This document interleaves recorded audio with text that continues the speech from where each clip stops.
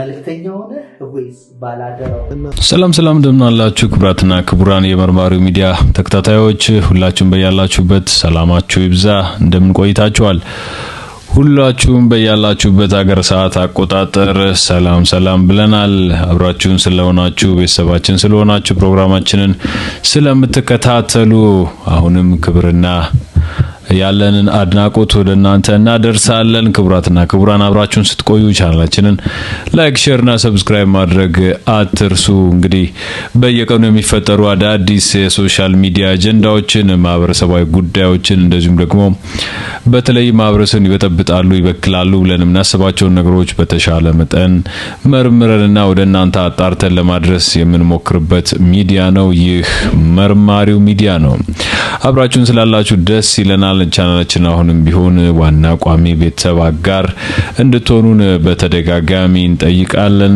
አብራችሁን ቆዩ። እንግዲህ ከሰሞኑ አብዛኞቻችሁ እንደምታስታውሱት በተለይም ከዚህ ከአጠቃላይ እዮሃ ሚዲያ ላይ ከቀረቡት አጀንዳዎች ውስጥ መልእክተኛውና ባላደራው የተሰኙ ሁለት በጎ አድራጊ ወጣቶች ቀርበው እያንዳንዱን ነገር በብዛት ህዝቡ እየተነጋገረበት ነው የሚገኘው። ለምን ወደዚህ ጉዳይ ገባን? እንዴት እነዚህ ልጆች ሊወቀሱ ሊሰደቡ ቻሉ? የሚለው አሁንም ድረስ እንደቀጠለ ነው። ብዙ ክፍፍሎችን እየተመለከትን ነው። ግማሾቹ በልጆቹ ስም ያጭበረበረ ሰው አለ፣ ተጣርቶ ለህግ መቅረብ አለበት፣ ሁኔታዎቹ አሁንም ድረስ ግልጽ አይደሉም የሚሉ አሉ። በሌላ በኩል ደግሞ ምናልባትም ከነዚህ ልጆች መካከል አንዱ የሰራው ጥፋት ይኖራል፣ ስለምን በባህሪያቸውና በንግግራቸው ተታለን ወንጀላቸውን ልንሸፍን ቻለን ሲሉ በተደጋጋሚ ሲጠይቁ እናያለንና ዛሬ እስቲ በሌላኛው ሳይድ አዲስ መረጃ ተገኝቷል።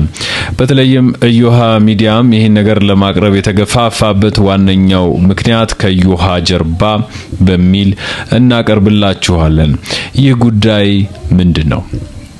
ይህ ጉዳይ በተለይም ተበዳዩ እዮሃ ሚዲያ ላይ ከቀረቡ በኋላ በተደጋጋሚ ይጠሩት የነበረው ስም ባላደራው የሚል ነበር።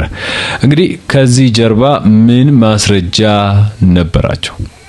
ዋነኛውና ትልቁ አነጋጋሪ ጉዳይ የሚጀምረው እዚህ ላይ ነው።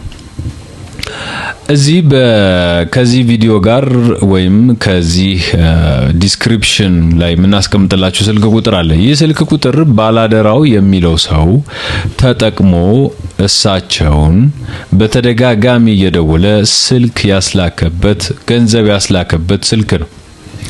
ይህ ስልክ በ07 የሚጀምር የሳፋሪኮም ባለቤትነቱ ከሳፋሪኮም የወጣ ሲም ካርድ ነው። ይህን ሲም ካርድ ወደ ስልካችሁ አስገብታችሁ በትሩ ኮለር አፕሊኬሽን አማካኝነት ስታዩት ዮሐንስ ነብሮ ወይም በቅንፍ ባለ አደራው ይላል። እንግዲህ ይህን እንዳንድ ማስረጃ ከወሰድነው ዮሐንስ ነብሮ ማለት ባላደራው ነው ማለት ነው።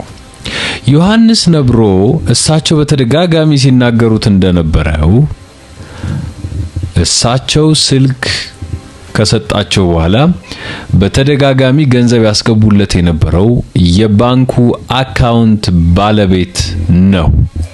የባንኩ አካውንት ባለቤት ዮሐንስ ነብሮ ከሆነ የሰጣቸው ስልክ ቁጥር በትሩ ኮለር ሲፈተሽ ዮሐንስ ነብሮ ወይም ባላደራው ካለ ነገሮች ወዴት ነው የሚሄዱት? ባላደራው እኚህን ሰውዬ ገንዘብ አስልኳል ወደሚል ማደማደሚያ ልንደርስ ነው ማለት ነው። ከዚህ ተነስታችሁ ነገሮችን ካያችኋቸው ባላደራው ነው ስልኬን ሰጥቶኝ ብሬን የወሰደው እያሉ በተደጋጋሚ ሲያነሱት የነበረው ዋነኛ ምክንያት ይሄ ነበር ማለት ነው። ከዛ በተረፈም ብዙ ሚዲያዎች ባላደራው ወይም ደግሞ እዚህ ላይ የቀረቡ ሁለቱ በጎ አድራጊ ልጆች በድርጊቱ ላይ አሉበት እያሉ ሲከሷቸውም የነበረው ለዚህ ነው ማለት ነው። በእያንዳንዱ ነገር የዚህን ስልክ ቁጥር ጉዳይ ወስዳችሁ ከመረመራችሁት ወደዛ ያመራናል የሚለውን ማየት ያስፈልጋል።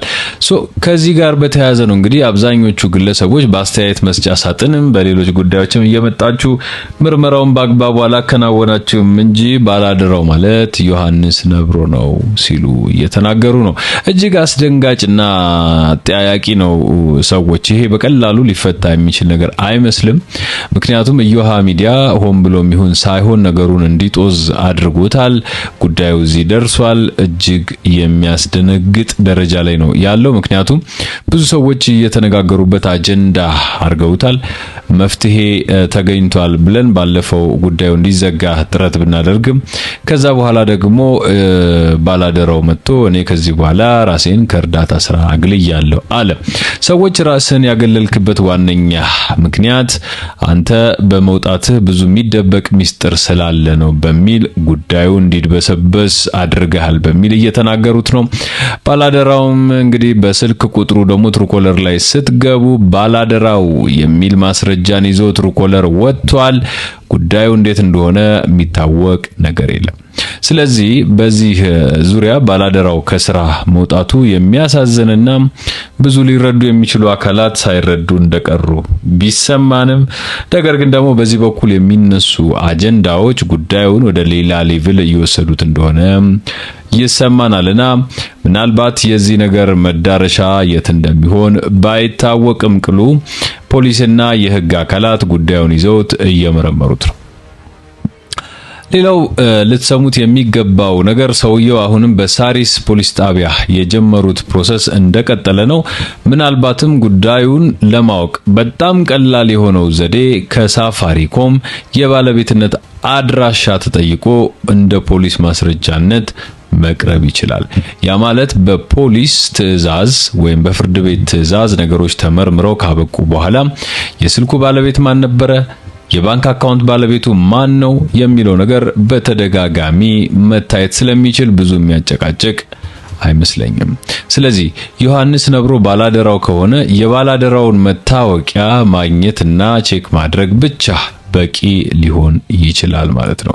ስለዚህ ሰውየው ግራውንድ አላቸው፣ መሰረት አላቸው። ይሄን ሊሉ የቻሉበት ዋነኛው ምክንያት ወይም ደግሞ በተደጋጋሚ አንተነህ ሲሉት በተለያዩ ቪዲዮዎች ታያላችሁና ለምን እንደዛ ሲሉት እንደነበረ በፊት ለፊት ባይናቸው አይተውት እንኳን ባላደራው አዎ አንተነህ ይወሰድከው ሲሉት ነበርና ለምን ያ ነገር በተደጋጋሚ ከሳቸው አንደበት ሊወጣ ቻለ የሚለው ራሱ ሌላ አጠያቂ ጉዳይ ነው። በዛ ስልክ የተደወለበት ሰው ባላደራው ነው ወይ ሲባል አዎ ካለ በኋላ መጨረሻ ላይ አይ ባላደራው አይደለሁም ያለበት ምክንያት ምንድነው? ከዛ በኋላ ስልኩ የማይሰራበት ዋነኛ ምክንያት ምንድነው? እዛ ላይ የቀረበው ሰውዬ ስልኬ ጠፍቶ ከ3 ወር በፊት ነው ያወጣሁት፣ ከዛ በፊት ወንጀል ተፈጽሞበት ሊሆን ይችላል ካለና ከሳቸው ጋር ደግሞ በዚህ ስልክ ምክንያት ሲገናኝ የነበረው ሰውዬ እስከ ባለፈው 1 ሳምንት ድረስ ከነበረ ስለዚህ ወንጀል የተሰራበት ከ3 ወር በፊት ነው፣ አሁን ግን አውጥቼዋለሁ ካለ የዚህ የ07 ስልኩ ባለቤት አሁን ደግሞ ለምን እስከ ቅዳሜ ድረስ እኮ የተደወለ ብር ስልክ ነበር ካሉ ሰውየው፣ ስለዚህ there is still ውሸት የሚባል ነገር መሃል ላይ ያለ ማለት ነው።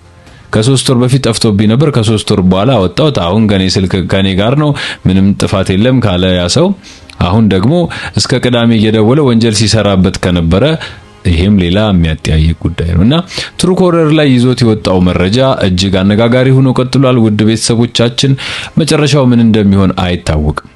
ባላደራው ራሱን ማግለሉ ያሳዝናል። በእርግጥ አቋሙን አስተካክሎ ሊመለስ ይችላል፣ የሚታወቅ ነገር የለም። ትሩኮለርም ሆነ ሌሎች መረጃዎችን ፖሊስ ሰብስቦ ምን ላይ ይደርሳል፣ ወደፊት ምን ደረጃ ላይ ደርሶ ውሳኔውን ያሳውቀናል፣ የምናየው ነው የሚሆነው። በዛም ብሉት በዛ ግን ነገሩ አሁንም አጠያያቂ አከራካሪ እንደሆነ ቀጥሏል። ምናልባት የክሱ ሂደት፣ የፖሊሶች ምርመራ፣ በፍርድ ቤት ውሳኔ መጨረሻውን የምናውቅበት ጊዜ ሊመጣ ይችላል ብለን ነው የምናስበው። ክቡራትና ክቡራን እንግዲህ የዛሬው አጭር በዚህ ጉዳይ የነበረን መረጃ ይህን ይመስላል። በቀጣይ ግን እዮሃ ሚዲያ ከጀርባው ማን ነበረ? ለምን ነገር አደረገ? እዮሃ ሚዲያ ዓላማው ምንድነው? እስካሁንስ የሰራቸው ፕሮግራሞች እውነታነትን ያዘሉ ነበሩ ወይ? ብዙ ጥያቄዎችን የሚያነሱ ሰዎች አሉ። ከነሱም ከሌሎችም መረጃውን ሰብስበን ወደ እናንተ የምናደርስበት ልዩ የሆነ ጥንቅር እናቀርብላችኋለን። አብራችሁን ስለነበራችሁ አሁን ቢሆን እናመሰግናለን። አብራችሁን ስትሆኑ ቤተሰቦቻችን ቻናላችንን ላይክ፣ ሼር እና ሰብስክራይብ ማድረግ አትርሱ። ይህ መርማሪው ሚዲያ ነው። በያላችሁበት ሰዓት አቆጣጠር፣ በያላችሁበት ሀገር፣ በያላችሁበት የዓለማችን ኮርነር ሁሉ ሰላም ይብዛላችሁ። ባይ ባይ።